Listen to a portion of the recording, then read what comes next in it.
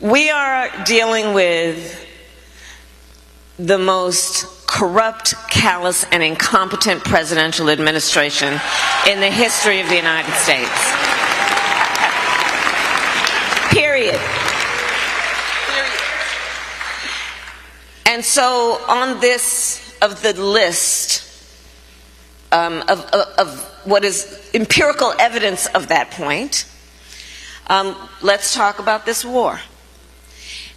He entered a war, got pulled into it by Bibi Netanyahu, let's be clear about that, entered a war that the American people do not want, putting at risk American service members, and among the many consequences of it, it includes jacking up the cost of gas so that on average Americans are paying at least $15 more to fill up their tank.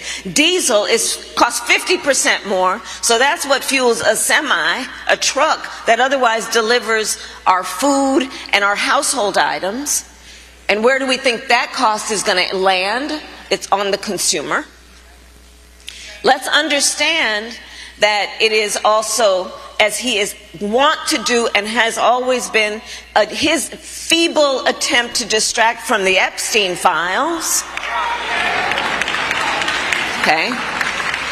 Let's understand it is his attempt to walk around, as he is wont to do, this insecure man, to walk around as though he is strong and will use the force of America's military against anyone whom he chooses.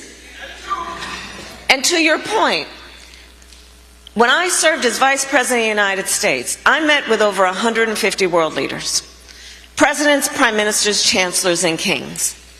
Many of them multiple times, and I formed relationships.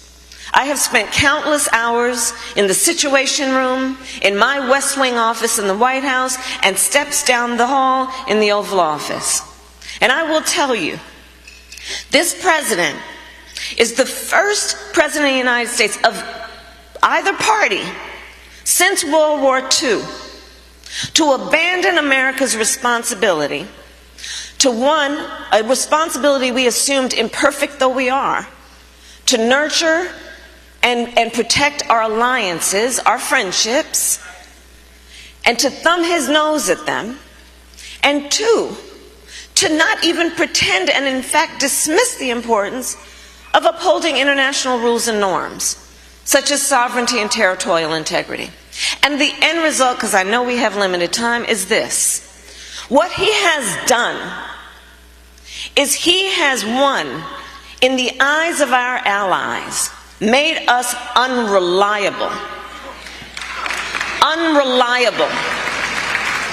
And two, he has eroded whatever influence we had to be able to speak to certain issues, imperfect though we know we have been.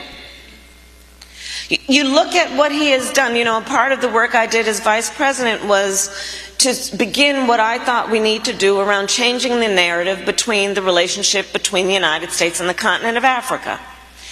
And I led a delegation to the continent to visit various African nations. Why? Well, because one reason among the many, do you know, and I'm sure you do, the median age, the average age on the continent of Africa is about 19. It is predicted by the year 2050, 1 in 4 people occupying space on this Mother Earth will be on the continent. So that either presents an incredible opportunity for partnership, or to neglect that relationship, quite the opposite. So my point was, we need to not just think of ourselves as benevolent, but as a partner